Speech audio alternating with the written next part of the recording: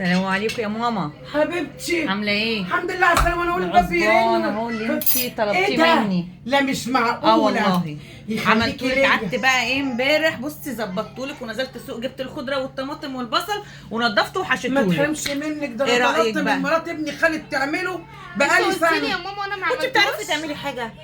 ما انا قايله لك مالك؟ ما انا ايوه بعمل يا ماما، وانا يعني ما بعملش. انا انت مش قلت لي قايله وانا لك. قلت لك لا قلت لك قولي لي قلت لي بيتعمل ازاي ومش بيتعمل ازاي. ماشي، ده انا نفسي فيه تعلميني. وقايله لك ادي بصي عملتولك يا ماما عشان ميبقاش ليكي نفس في ما حاجه. تحرمش منك يا مريحاني يا ربنا ان شاء الله يبارك لي فيكي يخليكي ليا يا ويبارك في حبيبتي، ان شاء الله عيالك. يخليكي ايوه ليا. افضلي شكري طب كده فيها على طول. وانتي عملتي حاجه وهي قالت لك لا وما شكرتش؟ طب لما تعملي تعالي حبيبتي. خشي اعملي الاكل بدالي وخشي حمري. يلا. تعالي خشي حمريه كده، يلا جايبه لك خش. الطاسه. لا أنا انا هخلي حسيته هبه بقى حماري. تعمله عشان ابني بيعيط دلوقتي.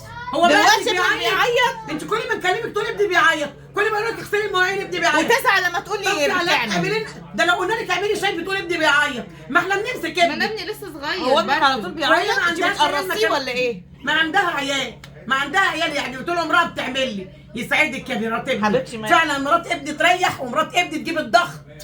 خليه، ما هو مدلعك، ما هو انت ما هو شريطها.